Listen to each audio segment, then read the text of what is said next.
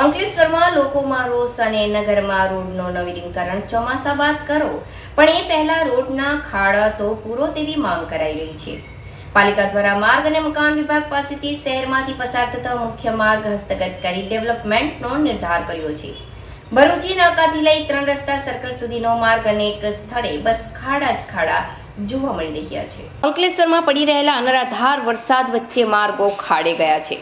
થોડા વરસાદમાં જ ખાડા પુનઃ ઊભા થઈ જાય છે, જેને લઈ વાહન ચાલકો એક ખાડામાંથી બચે તો બીજા ખાડામાં પટકાઈ રહ્યા છે। ગાડીની બ્રેક અને સ્ટીયરિંગ પકડીને જાણે કોઈ મેળાની ચકડોળમાં બેઠા હોય તેવી રીતે પસાર થવા મજબૂર બન્યા છે। ભરૂચી નાકા બિરસા મુંડા સર્કલથી લઈ 3 રસ્તા સર્કલ સુધીના માર્ગ પર ખાડાનું સામ્રાજ્ય સર્જાયું છે, તો ગડખોલટી બ્રિજના બોરભાઠા પાટિયા પાસે પણ ઊંડા ખાડા જોવા મળી રહ્યા છે। શહેરનો માર્ગ પાલિકા દ્વારા તાજેતરમાં જ માર્ગ અને મકાન વિભાગ પાસેથી હસ્તગત કરી તેના નિર્માણની જાહેરાત કરી છે। જો કે પાલિકા અને માર્ગ અને મકાન વિભાગ હવે ખાડા કોણ પૂરશે તેવા સવાલ ઊભા થઈ રહ્યા છે। પાલિકા દ્વારા રોડના ખાડામાં માત્ર મેન્ટલ નાખવામાં આવી રહ્યા છે, જો ખાડામાં તકતા જ નથી અને પુનઃ ખાડા પડી જાય છે।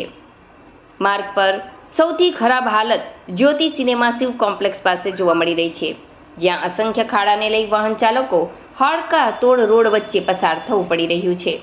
આ અંગે જાગૃત નાગરિક પ્રવીણ મોદીએ જણાવ્યું હતું કે વારંવાર રજૂઆત કરી છે, પણ પરિણામ શૂન્ય છે ને ખાડામાં મેન્ટલિયા નાખી સંતોષ માની રહ્યા છે, જે બીજા દિવસે નીકળી જાય છે।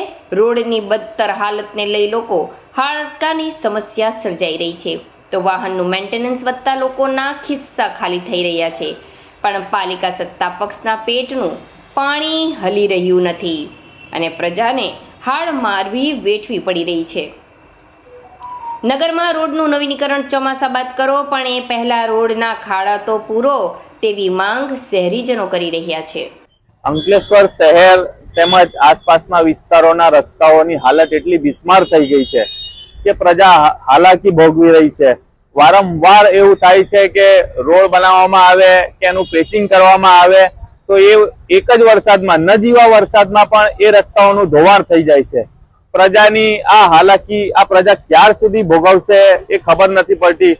મારે તો સરકારને અને પ્રશાસનને આવું કહેવું છે કે આવા તો કેવા ભ્રષ્ટાચારીઓને તમે લોકો રોડ રસ્તાઓના કામ આપો છો કે આ રોડ રસ્તાઓ એક જ વરસાદમાં જો ધોવાઈ જતા હોય તો આવા કોન્ટ્રાક્ટરોને આવી એજન્સીઓને બ્લેકલિસ્ટ કરવામાં આવે અને જે તે અધિકારીઓ છે તે અધિકારીઓને પણ હું કહેવા માંગુ છું કે વ્યવસ્થિત રીતે કામ ગુણવત્તાયુક્ત થઈ રહ્યું છે કે નહીં થયું છે તેના વિશે વિશેષ ધ્યાન આપીને રોડ રસ્તાઓની જે આ પ્રજાને હાલાકી પડી રહી છે એ હાલાકી પડતી બંધ થાય અને પ્રજા જે ત્રાહિમામ પોકારી રહી છે આ રોડ રસ્તાઓ અને એની આ પ્રજાની જે સહનશીલતા છે એ સહનશીલતાને માટે હું પ્રજાને પણ કહેવા માંગુ છું કે તમે પણ પોતાનો અવાજ ઉઠાવો। તમે તમારું જે અવાજ છે, તમારા જે હકો છે રોડ રસ્તાઓ માટે કે વિવિધ ટેક્સો તમે જે ભરો છો એ ટેક્સનો તમને એની સામે સરકાર તમને એના બેનિફિટ્સ આપી રહી છે કે નહીં આપી રહી એની સામે અવાજ ઉઠાવતા શીખો,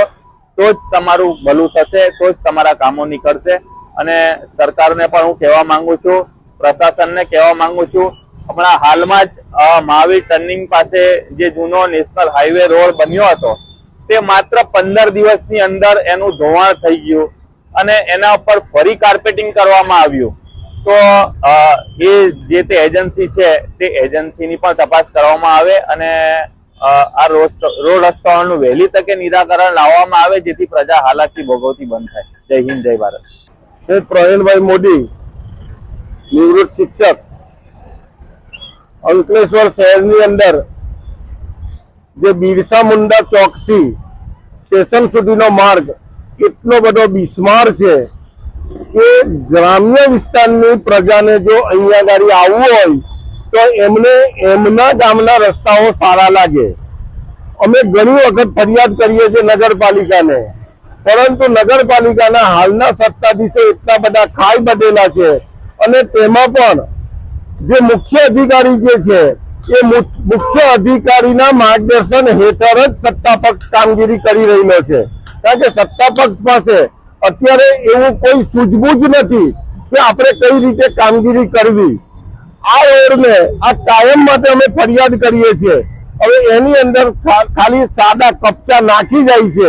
એ કપચાઓના લીધે પ્રજાની કમરની હાડમારીઓ વધી ગઈ છે, વાહનોના ખર્ચા વધી ગયા છે અને એના ઉપરથી આપણે ટેક્સ ભરવાનો હોય છે. એટલે અમારું એટલું જ કહેવું છે કે આ રોડને થોડો ખોદી કાઢવો જોઈએ. ખોદ્યા પછી એના ઉપર સિમેન્ટનો આખો રોડ બનાવી દેવો જોઈએ, તો જ આ રોડ ટકશે, નહીં તો કાયમ માટેનો એક પ્રશ્ન હલ થવાનો નથી. ખાડા પૂરવાથી કશું થવાનું નથી. સાદા કચ્ચા નાખી જાય છે અને તે પણ વરસાદની અંદર નાખતા હોય છે. એટલે એની અંદર કોઈ ડામર હોતો નથી કે કોઈ સિમેન્ટ કોન્ક્રીટ હોતી નથી. એટલે આ જે છે એ જ પ્રકારનું કાયમ માટેનું ચાલતું આવેલું છે.